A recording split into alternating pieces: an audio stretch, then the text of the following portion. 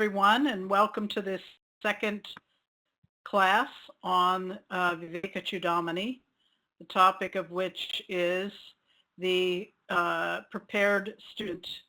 So the mind has to be prepared, and therefore, just as we've mentioned last week, that you can't study advanced mathematics without first understanding basic mathematics. And in the same way, you can't just jump into this if your mind is not available and or prepared to absorb what is being presented. So with that in mind, this session will be focused on what does it mean to have a prepared mind, what are the qualifications, and or if the qualifications don't appear to be present in your mind, then what do you do about it? So before I start, I will do the opening chant, and then we will move into the presentation. Sarva Vedanta Siddhanta Gocharam Tamagocharam Govindam Paramanandam Sadgurum Pranatosmyaham. My salutations to Sadguru Govinda, who is the nature of absolute fullness, who can be known through the import of the essence of Vedanta, and who is beyond the reach of the known organs or instruments of perception. So that's where we're going to, because if that describes the teacher, ultimately it also describes the student, because the knowledge flows from a higher place to a lower place. And just as water flows from a higher level to a lower level. So with that in mind, the teacher is someone who is being presented or acknowledged here. Shankara, of course, himself was a teacher, and the teacher is someone who wants to be understood. A teacher is not a preacher. Preacher is someone who wants to be believed. So here, it's someone who wants to be understood, and therefore, in order to be able to really access that teacher to the fullest extent, we open with the acknowledgement of the teacher and the flow of the teaching tradition. And again, so that our minds are also, especially in this topic tonight, made aware of how we can absorb what is being presented. So with that, we'll move on to open the topic. So what are the attitudes that enable the seeker to recognize the truth, and how are they gained? Okay, so obviously, as I just mentioned, that this is what we're going to focus on tonight. Of course, it's very, in some ways, easy to understand what these values are about, although they do require some explanation. Their attitudes or values. You can use those words interchangeably, although attitudes in this case connotes that there is going to be that cognitive, it has to be a cognitive appreciation, which means that the mind just doesn't get it like, yeah, I know what dispassion is, or I know what this means, but dispassion means, how does that translate into how your mind is actually looking at what is dispassionate, or how to be dispassionate, because it has to go from your mind to the actions that you express. So that's, and keeping that in mind, cognitive changes are easy to understand, but getting your mind to shift can be a daunting challenge. So first, we of course have to present what these attitudes are, and then towards the end, I'll talk a little bit about making those cognitive changes, making suggestions around them. Okay, so bringing changes about is not always black and white. There's a lot of, in terms of the cognitive change. It all depends on your mind. On the one hand, we really can say that the human condition being what it is, we all have a same sort of recognition, if you will, of values and attitudes. We all know what speaking the truth is, for instance. We all know what not creating harm or being hurtful.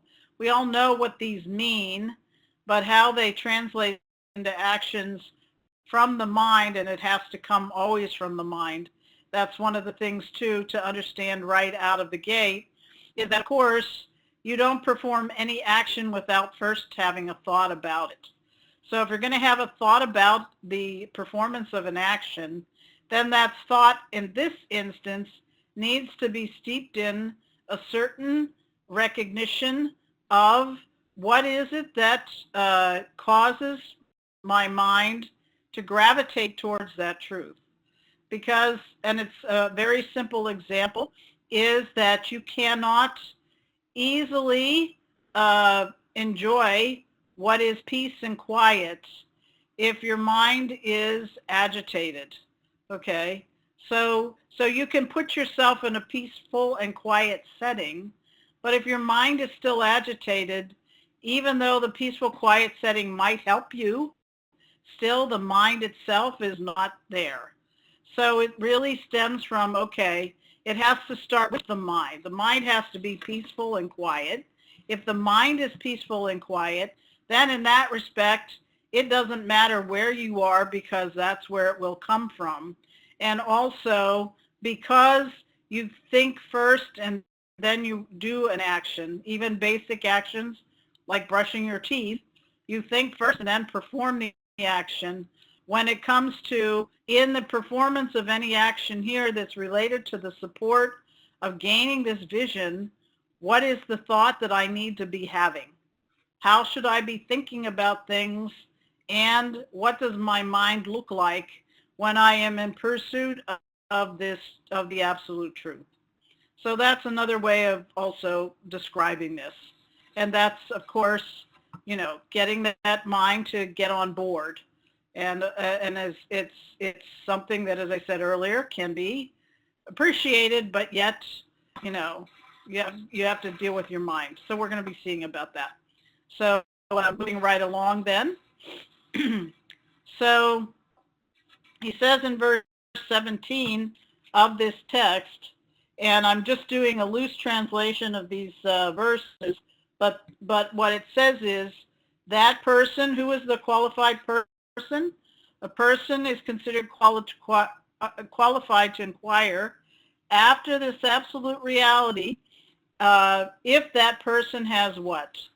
Viveka, Vairagya, Shamadhamma, etc., and moksha. Okay, so we're going to see we're going to be breaking these out as we go along. But the out of the gate, he just mentions that these are the values that are, and the attitudes, values/attitudes that are required.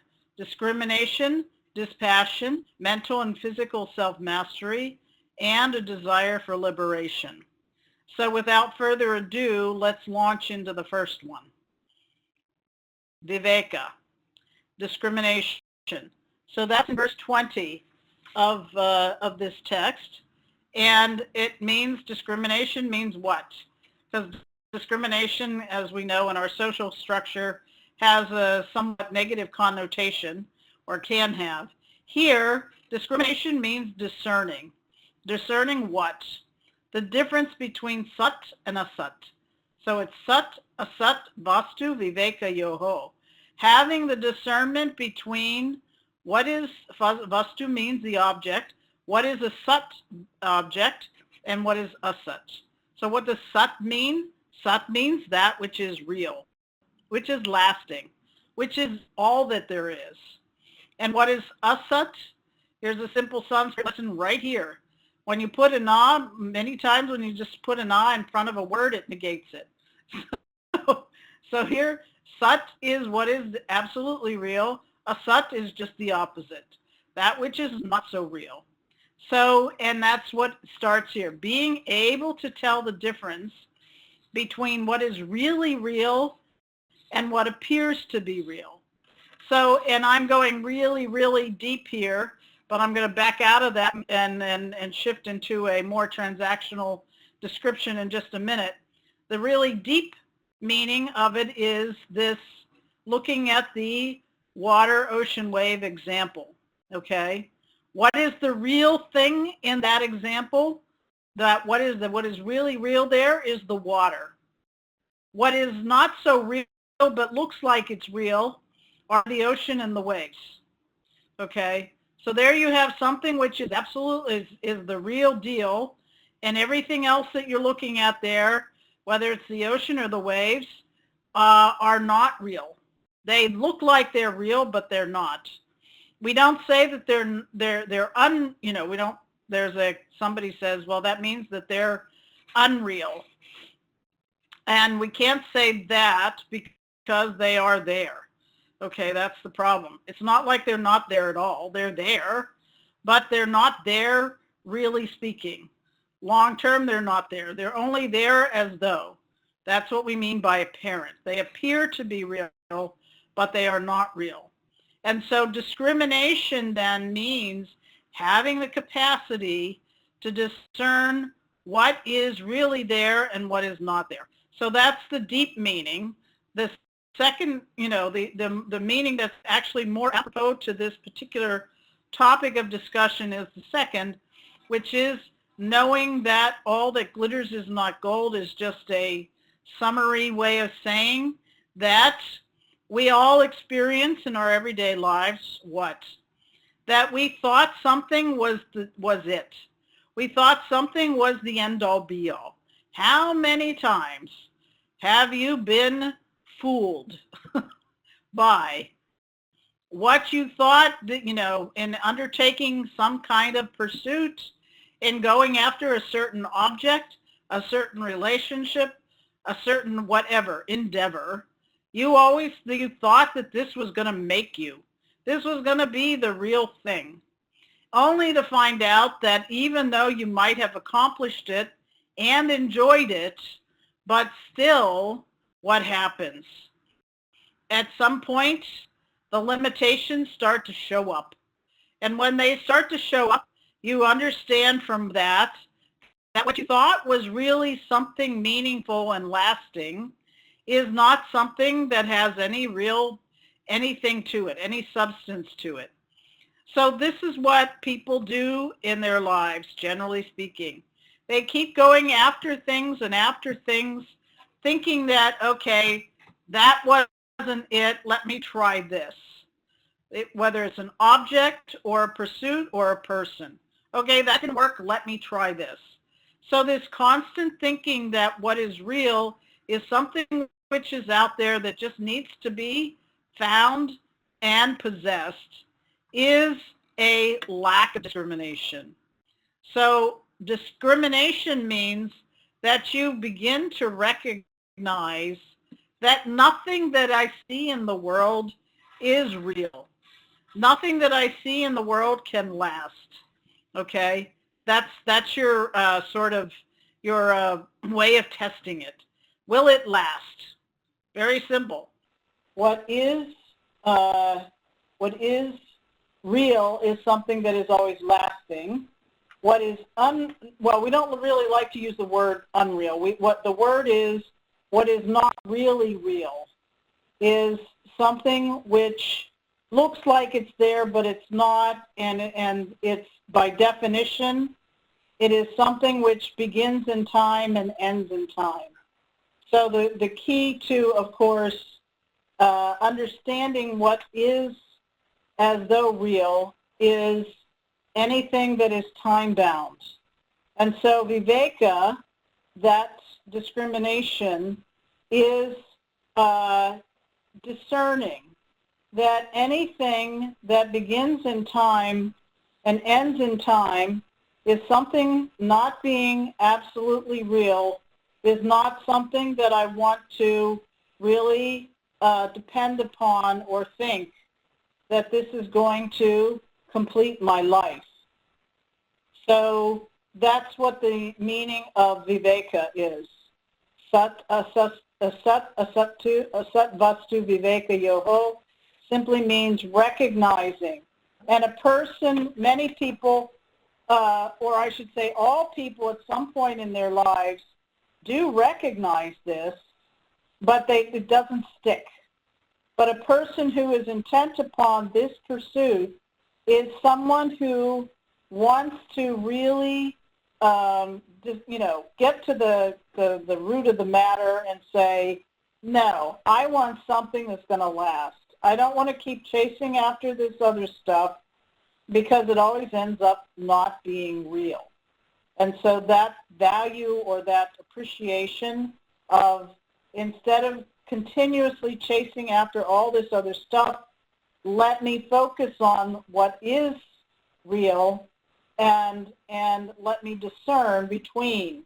Let me not lose sight of what is the sort of the pursuit of the real, if you can call it that, versus those things that don't last. So that's Viveka.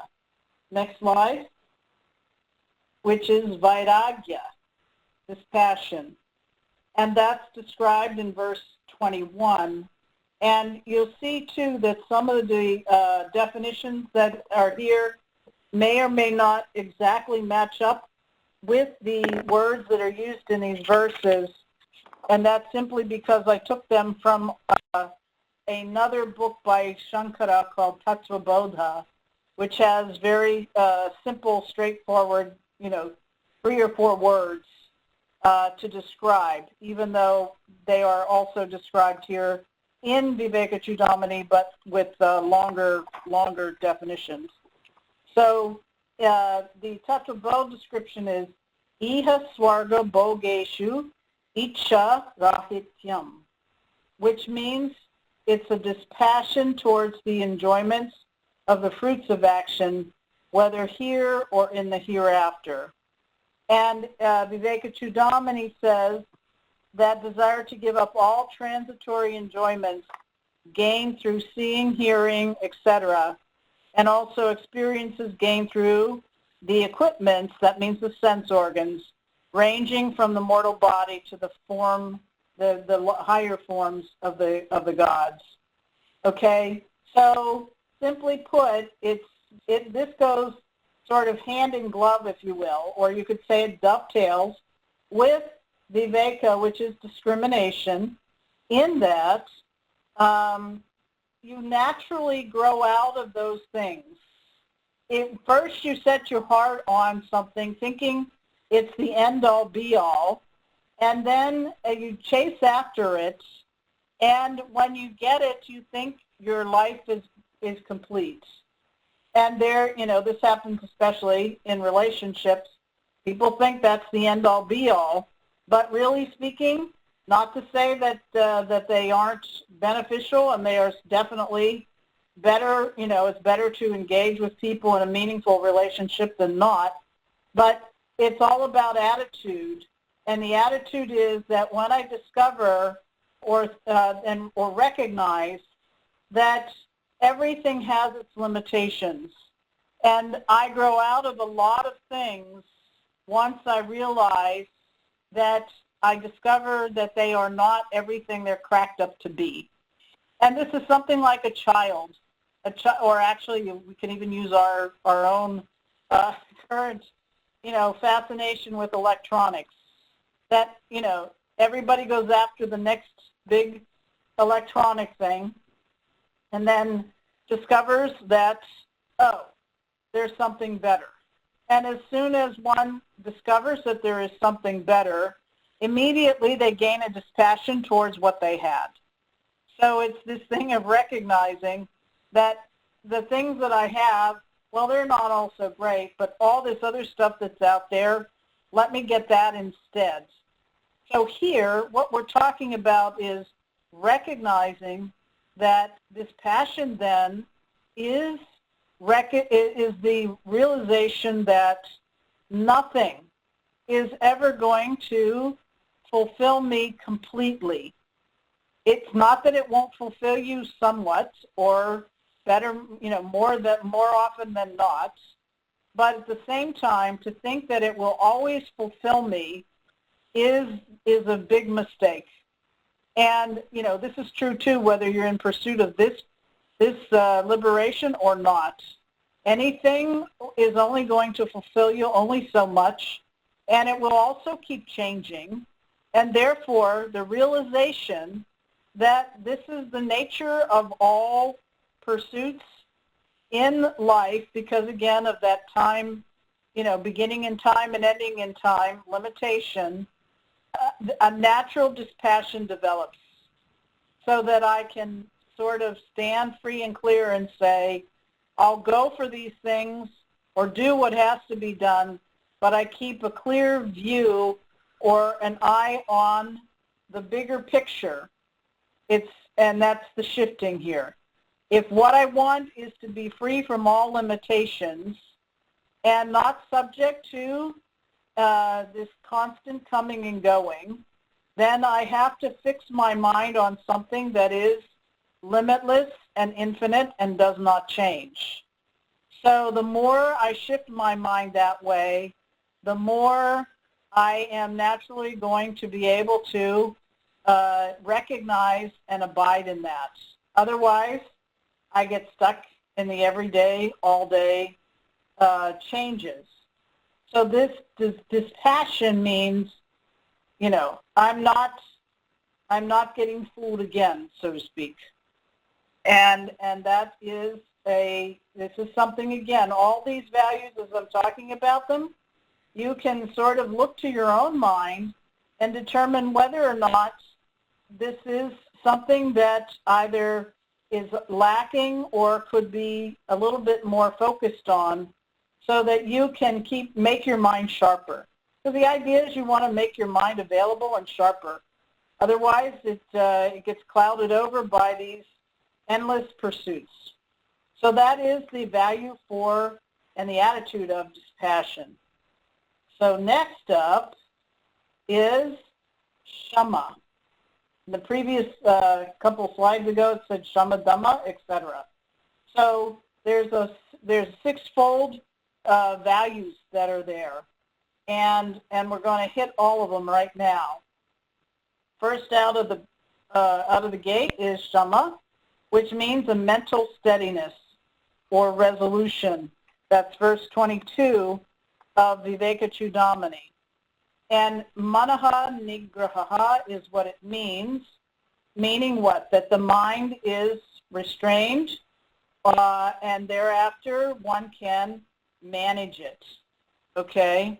In the text it says, the peaceful state of mind when it rests constantly upon the contemplation of the goal, having again and again detached itself from the chaos of the sense objects through the process of continuous observation of their defects. Okay, so that kind of flows down from dispassion. Dispassion means you keep seeing how these things come up short, and so your mind keeps in view those limitations, and as a result of that, you steady your mind. Make it steady, because we know that minds run amok. And this is not the lot of just people who are seekers, but it is the lot even of wise people. Krishna says that in the Gita in chapter 6, that even the wise mind, people who are known to be wise, their minds also get carried away. So the mind is something which, at its best, is an incredible tool and an instrument for whatever you choose to focus on. And you can focus on anything when you rein the mind in. So again, the mind being reined in, once it's reined in, it can be applied towards any pursuit. But here, you want the pursuit of liberation. So when you rein your mind in, you are reining it in to the extent that you are not allowing those things that you know will carry it away in other directions. And those directions are endless. And the mind itself being something that is active, we want an active mind. But we don't, because if your mind wasn't active, it would become dull. If it becomes dull, it's useless. So you want an active mind, but you don't want it too active. So therein lies the rub and the challenge of allowing it to focus and be active, but active in a way that you need it to be active for this study and this pursuit. And so, They say that the average mind has 50,000 thoughts a day. And in this respect, it's like, well, we don't want to get caught up in whether it's having 50,000 or 20,000 or whatever, but just recognizing that it's very active, and that when it's active, I want it to be active in a way that is focused in the direction that I am going. So this is manaha nigraha. And also that in that, ironically, or I would say paradoxically, or even, this is neat, because shama also means something, a mind that is peaceful. So this is where you are focusing. You're focusing towards the pursuit of liberation. And liberation means that I want to have a sense of well-being, and that sense of well-being means that my mind cannot be in a negative and agitated state. So the beauty here is that as you are using that manaha nigraha, turning your mind in this direction, because you are focusing on something which is steady, abiding, and peaceful, the mind naturally becomes like that. Yatra yatra mano yati tatra tatra samadhaya. That comes from Drish Viveka. It means whatever the mind becomes absorbed in, that becomes its samadhi, its freedom, its complete absorption. So if a person is absorbed in football, then that's their absorption, but it's not an absorption that leaves them at peace. So this absorption is one that leaves you at peace, because that is the end that you are seeking. All right? So moving right along then, from that, naturally, further, you have these two either dovetail with each other or they go hand in glove, you could say, because if the mind is quiet and calm, then the body must necessarily also be in a similar state. And that means what? Chakshuradi bahyendriya nigraha. So bahyendriya means the external. Bahyendriya is the external senses. Okay? Such as what? Eyes, ears, all the sense organs of perception, which are eyes, ears, nose, tongue, and skin, and thereafter the sense organs of action, hands, feet, genitals, and the organs of evacuation, and also speech. These are all the organs and they're all part of the body. So, all you have to say is the body.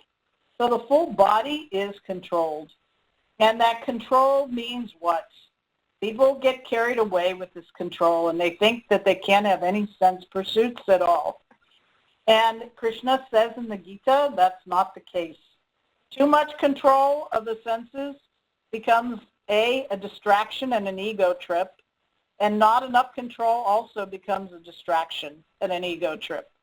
So between the two, you want a body which takes in so much. Again, in the Gita, in chapter 6, he talks about not eating too little is a problem, eating too much is a problem. Sleeping too little is a problem, sleeping too much is a problem. So finding that just right space for the engagement of the body. The body has to be attended to. In fact, these people who are tapaswins, they, again, abuse the body when they starve it or neglect it. The body is a blessing. It is a gift. You didn't create your body. So this body is a gift that is given to you, and therefore your job is to, as a managing trustee of your body, you have to take care of it. And that means not eating too much or too little, not sleeping too much or too little, but finding that balance. And with that balance, then the senses are not running amok. And thereafter, then the mind also. So because we know very clearly, and of course, Anywhere you turn in the health world and in the mindfulness world, what do they say? Body-mind connection all the time. So if the mind is reined in, the body will follow.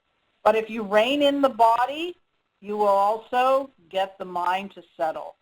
So it works both ways. And of course, you have that wonderful intervening factor, which is breathing, pranayama, whatever you call it. Just if you breathe, have an awareness around breathing, that breathing helps to stabilize. It will stabilize the body and the mind. It's amazing how it works. So this Dhamma, control of the body, is all about having that awareness and figuring out what needs to be done, if anything, around getting it in a, more or less balanced condition. And of course, the other thing that you want to have awareness around and you don't want to get carried away with is trying to make it a perfect body. Because that's the other thing. Okay, I want to balance between the body and the mind and get that balance exactly as it should be. You might find it balances for a while, but then it goes off, so that's your challenge as well. Finding that, not allowing it to get carried away one way or the other, but recognizing that it's not a perfect world. You do the best you can to make them all work, but don't get bent out of shape when it doesn't always stay focused.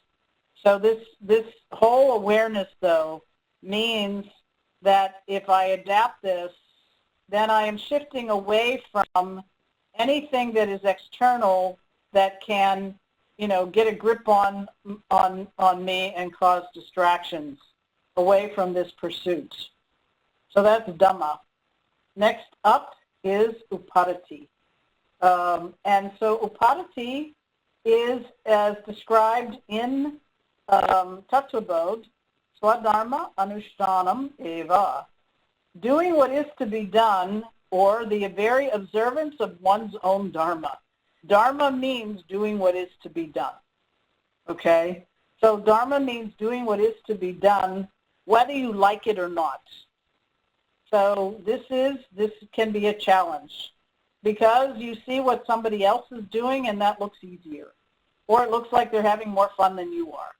But you find that you have in your life you have certain commitments, and those commitments are to be met. And with that is, of course, within the roles that you play. It is also, the social structure of, roles and responsibilities and things that all relate to your specific situation. And, there's a story about how some people's jobs look easier, some people's lives look easier, and they may be, they may not be. But the story about this, a machine in which the gears are turning, and the gears start complaining because the nuts and the bolts aren't doing anything, and they're just there. And so after a while, the nuts and the bolts start to feel guilty, so they start turning too. And as you can imagine, the whole thing falls apart, because their swadharma is not to turn, whereas the swadharma of the gears is to turn. So swadharma means you have to abide by where you find yourself, what your roles are. And Krishna also said in the Gita, in chapter 3 at verse 35, he says, better is one's own imperfectly performed dharma than the well-performed dharma of another. Death in one's own dharma is better. The dharma of another is fraught with fear. So this is all upadati, and this is what is a value that in some ways, if you like your roles and what you're doing, it's no problem. But if you have challenges with all the things that you have to do, then dharma becomes a challenge. And so you have to work through that and figure out, because as you follow your own dharma, swadharma, that means that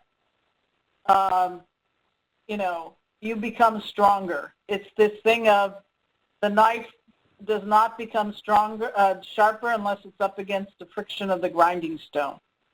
So here it is, the grinding stone is the roles and the duties that you have to perform. They make you sharper, stronger, and you rise above them. You grow out of them. And so with that then, this is the meaning of upadati, but also in Vivekachudamani, they also give a meaning of the thought waves, the condition of the thought waves in which they are free from the influence of external objects. So it's another way of saying that you don't look askance at what you're doing as opposed to what somebody else is doing. That's another, it kind of goes with this definition as well. You do what is to be done, and you don't allow any external forces to make you think that what you're doing is useless or hopeless or whatever, because that's what people get into. The grass is always greener syndrome. All right, so that's upadati. Next up is titiksha. This is, if I must say, my favorite. Titiksha means, just because the word itself is pretty cool. But anyway, so enduring conditions that are beyond one's control. Shitoshna sukhadukkadi sahishnutvam. Okay, that means what? Putting up with the pairs of opposites. The endurance of heat and cold, pleasure and pain, and loss and gain, victory and defeat, success and failure. These are all the pairs, and any other pairs of opposites you can come up with. They are all part of living. And Krishna, again, in the Gita, throughout the Gita, over 60 times, he weaves this particular value into the verses or into the context of whatever he's saying to Arjuna, because he keeps reminding him the pairs of opposites are always there. Life is constantly shifting. And just when you think you have everything perfect, something out of nowhere smacks you upside the head and throws you off. And so and through no fault of your own or beyond your control. So this type of thing, this is what life is. It happens to everybody. And so being able to put up with these changes, aka the pinpricks of life, and quoting that English expression of what cannot be cured should be endured. Okay, so putting up with all of these various things that happen and keeping it all in perspective, so that although some people think, well, okay, when bad things happen or anything happens, I shouldn't have any kind of reaction to them. I should just say, that's okay, that's okay. You get to have a reaction. You get to express, dismay or concern or consternation, or even joy or elation, but you don't allow it to get carried away. You keep it in perspective. That's what it means. So recognizing that anything that comes will go, whether it's, that thing too of, if it's something bad, this too shall pass. If it's something good, it's like you don't want to lose sight that it too cannot last forever. So that's titiksha. The next one is samadhana, shraddha. Shraddha, faith, pending understanding. So it's not a blind belief, okay? Because shraddha means faith. So faith, what kind of faith? A faith which is giving the benefit of the doubt, okay? Guru Vedanta Vakyeshu Vishwasaha Shraddha, okay? So this is trusting in the words of the Shastra and the teacher. Okay, so in this context, again, what is going to be presented in Vivekachudamani is all about unfolding that vision that sets you free. The words, as we saw last week, the words have to deliver. If we're talking about the absolute truth, then the words that describe the absolute truth have to be as good as what the absolute truth is. Otherwise, they're useless words. It's a waste of time. So those words, as will be presented in the next couple of sessions, they have to match up. And so if, but out of the gate, again, if you're not comfortable or you're not familiar with those words or they sound a little strange or whatever, then you have to give them the benefit of the doubt that they are going in the direction that they say they will. And so you give them the benefit of the doubt, but that doesn't mean also that you just accept them blindly. Giving them the benefit of the doubt, saying, okay, I'll give you an ear, I'll listen to this, and if it makes sense and I don't have challenges, well and good. But if it doesn't make sense after you've heard it, after it's been presented to you, it doesn't make sense, or you have objections to it, you get to express those. You get to raise them, because until the mind is free from doubts, it will not rest. So first, you just have to listen and hear what is being presented, and thereafter, if it still isn't clear, then you challenge. But this Shraddha is, because I've been in situations where, people are just ready to pounce on anything you say. You can't even get full sentences out before they're ready to just jump all over them. And that may work in certain contexts.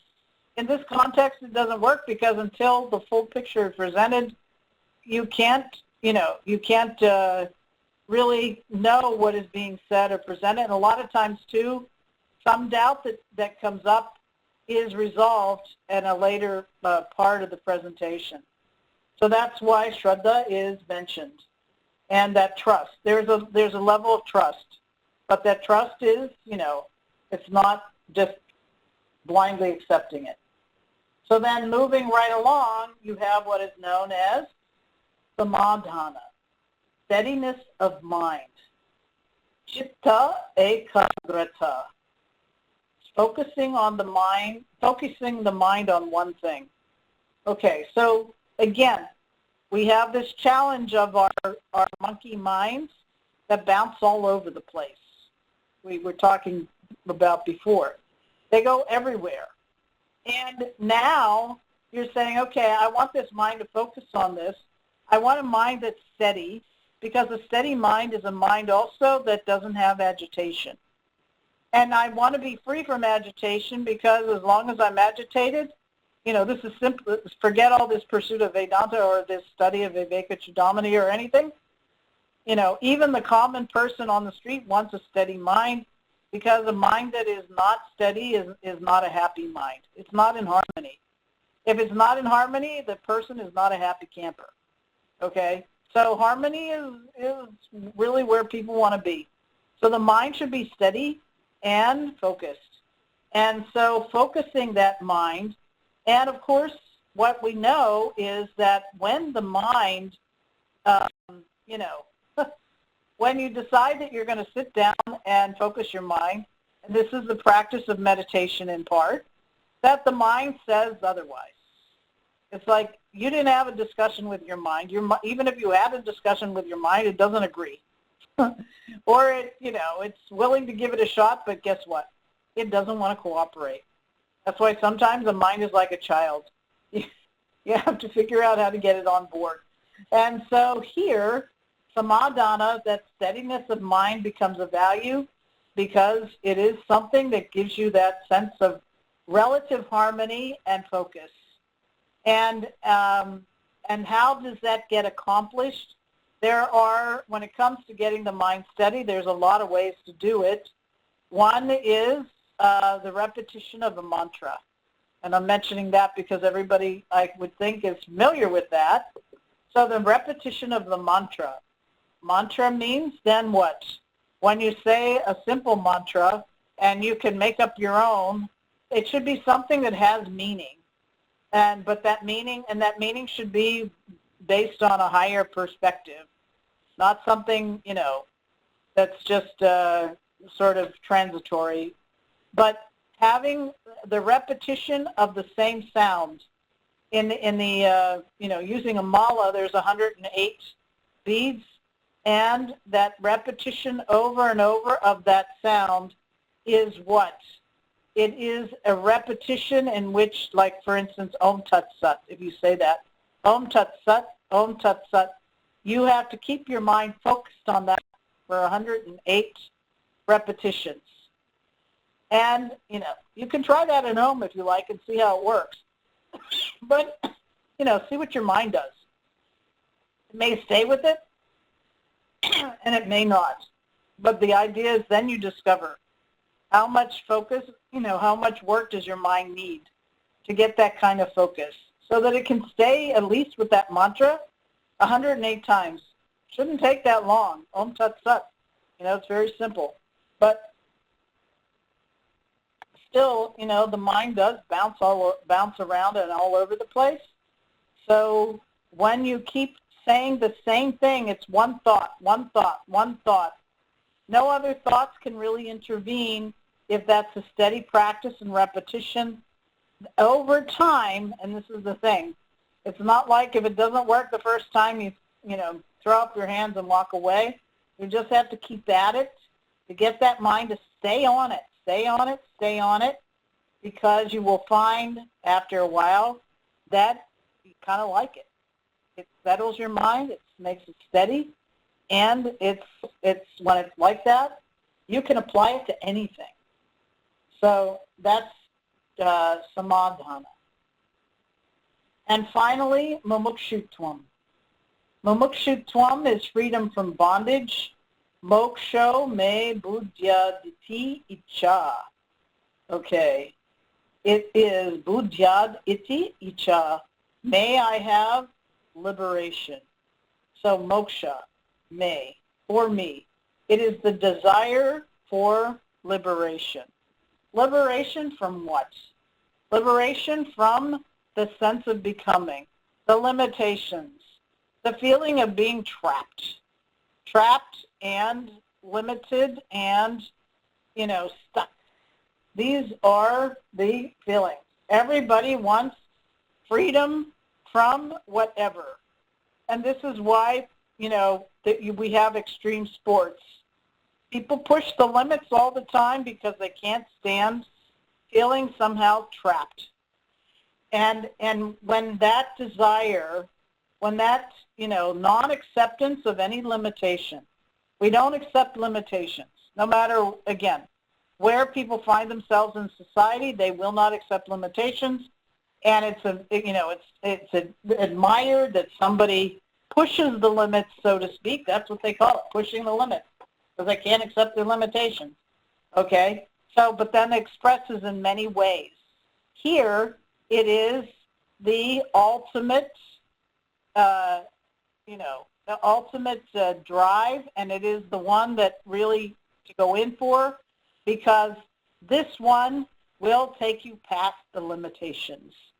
All those other pursuits to push the limits and escape limitations are all still within the confines of a limited focus, limited world changing, and therefore somebody can get past it a little bit, but they will find themselves stuck because they are not really understanding what it means to break the bonds of time. That's what this is all about. This is saying you want to break the bonds of time, you want timeless, you want infinite, you want limitless, then put your mind on those topics. Focus that way. When you focus that way, your mind will wrap itself around that, and in that you see beyond. You go beyond the mind. And in fact, I believe that's what more or less the next slide is about. Yes. The highest devotion is dedication to the pursuit of freedom from bondage, moksha. Okay. So people are devoted. Devotion, especially to something that is noble, is commendable to be applauded and recognized and honored. Here, the devotion is to not only understand what is of the highest nature, but to, embrace and or be one with it, as we will be seeing. And so how does that start? By, devotedly serving the teacher means somebody who is focused on listening what is being unfolded by that teacher. And it's about, because what that teacher is presenting is something that you want, and therefore you give your full attention to what is being taught. And that teaching is establishing this, this knowledge, and that knowledge does what? It redeems oneself from bondage. And then what? And this is the ultimate paradox and trippiest part of it all. One then discovers that one was never bound in the first place. So this is something, of course, we have to see how that's the case. Can't just say it, you got to see it. And so that's really where, we will be seeing that in the upcoming sessions when those topics come up. And this, of course, verse is related to verse 32. I won't read it because of time constraints, but that's the gist of it. And then moving along, so it is indeed due to ignorance that you who are already free still think of yourself as bound. From this misunderstanding alone, that endless cycle of birth and death continues. Okay, that's verse 47. So this is the gist of verse 47. It's just saying exactly this, that, why is it that you think you're bound? If you really aren't bound, then why do you think you're bound? Well, people can come up with all kinds of reasons of why they think they're bound, but the mother reason of all reasons is because of ignorance. You don't know that you are free. That's really what it is. I don't know that I am free, therefore I think I am bound in this way, or I think I am bound in that way. And all throughout life, we find ways to bind ourselves. We free ourselves from our own mental prisons only to bind ourselves up in another one. And as long as we don't know what is limitless, what is infinite, what is lasting, we will continue that process. So here he says that ignorance is the problem. Ignorance of what? Of what is limitless, what is infinite, what is lasting. As long as you don't know that, you're going to keep binding yourself. So what has to be known is what is just the opposite. And if that is not known, then this cycle of birth and death continues. So he says, how does it get handled?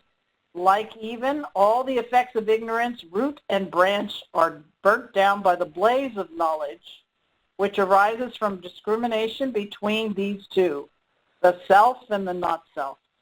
Okay, so that's where we started with Viveka, discrimination, at the top.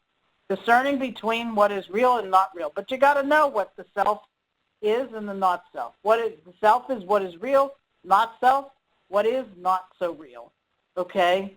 So ignorance, if ignorance is the problem, then what takes care of or deals with that ignorance?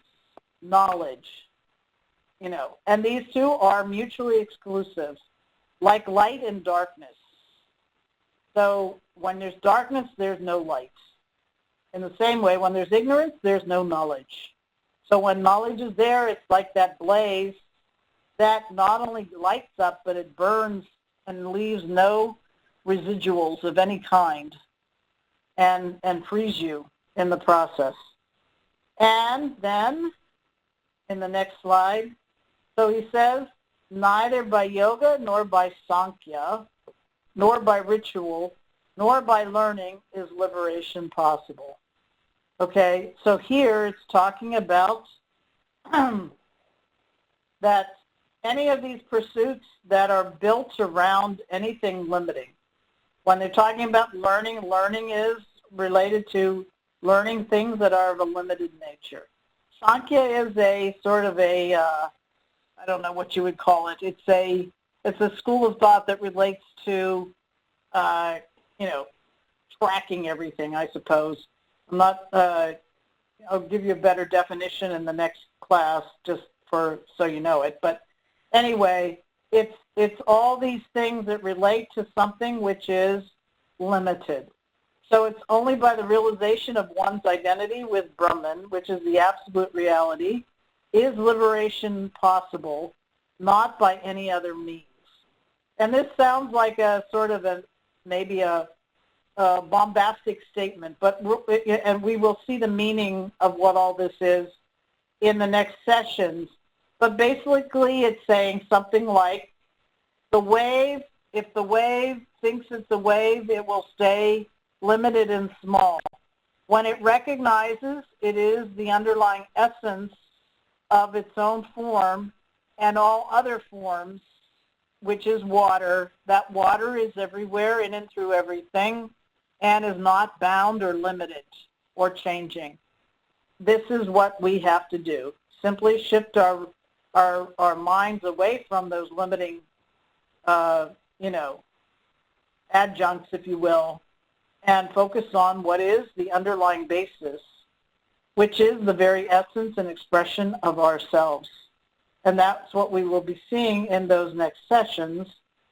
So, and then next up, it is mentioned here, this is a nice, there's so many verses here that give examples, but this one I felt was a good one to tie into this particular topic and section. And it says, and this is verse 62, a disease is not cured merely by repeating the name of the medicine and without taking it. So in the same way, without direct realization, a mere utterance of the word Brahman, none can be liberated. So that simply is saying, you got to see what Brahman means. And in that meaning, you discover what, how it relates to you and who are you and how does all of this work. So just saying aham brahma asmi, because in some contexts people say you just keep repeating that and something will happen. It might steady your mind, but it doesn't free you because you don't know what it is.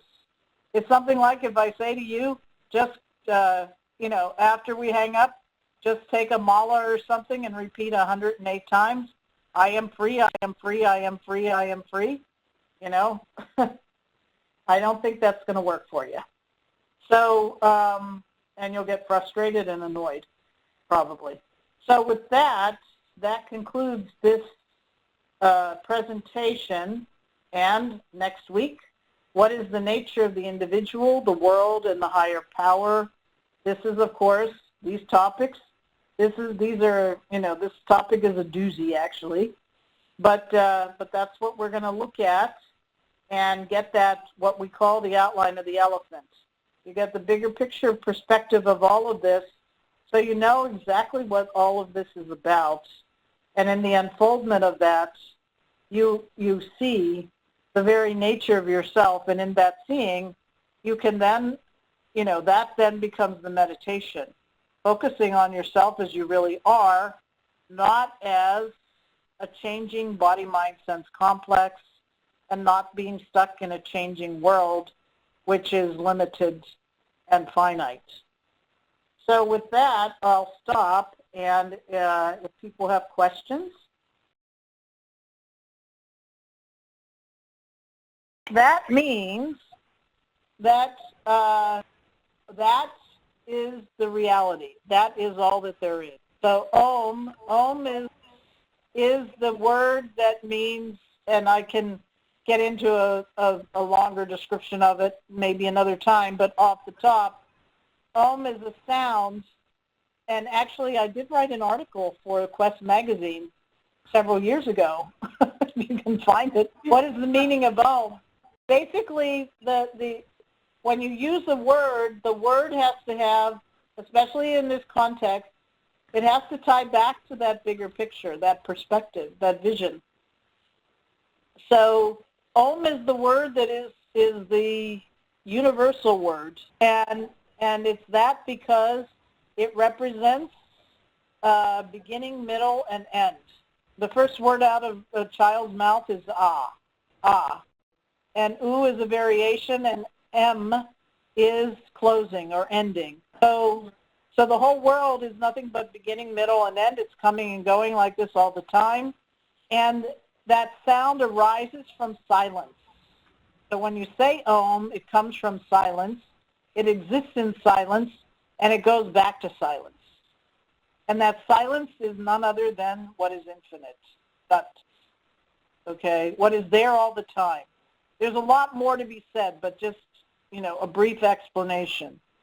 So you're saying all is that, which means all of this world that is represented by the word Om is none other than that ever-present infinite existence. And I'll just say this real quick because we'll see this more next week. That existence is non-separate from you because you are ever-present also. You're never changing. Even as you watch your body change, your mind change, and the world change. You never change. So Sat is also you.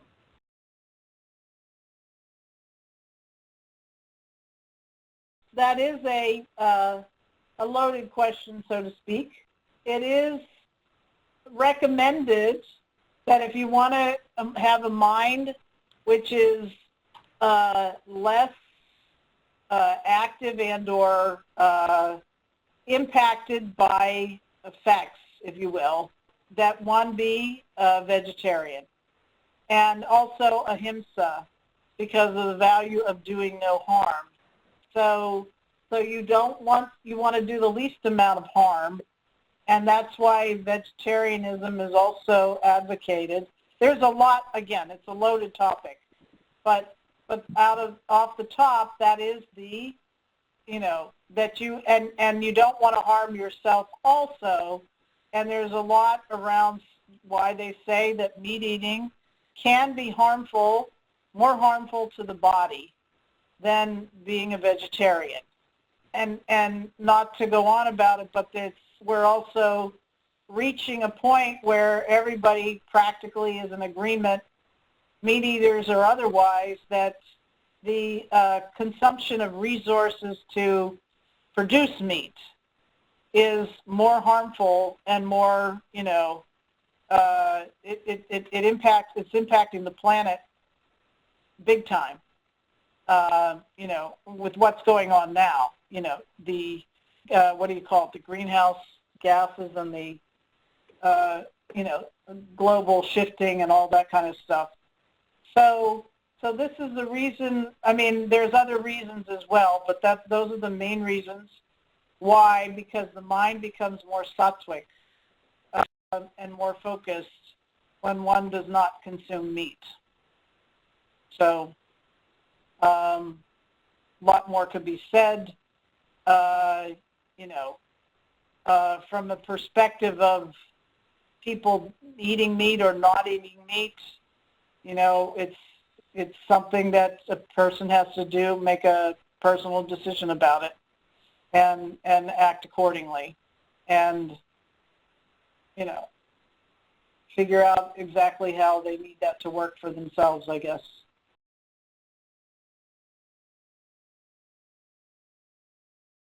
Sanskrit word for Atma is, the breakdown is Apnoti Sarvam, that which pervades everything. Okay? So what is it that pervades everything? Consciousness, existence. It's bigger than space. Space is everywhere. What's bigger than space? Brahman or Atman? And we'll see definitions for that in the coming sessions.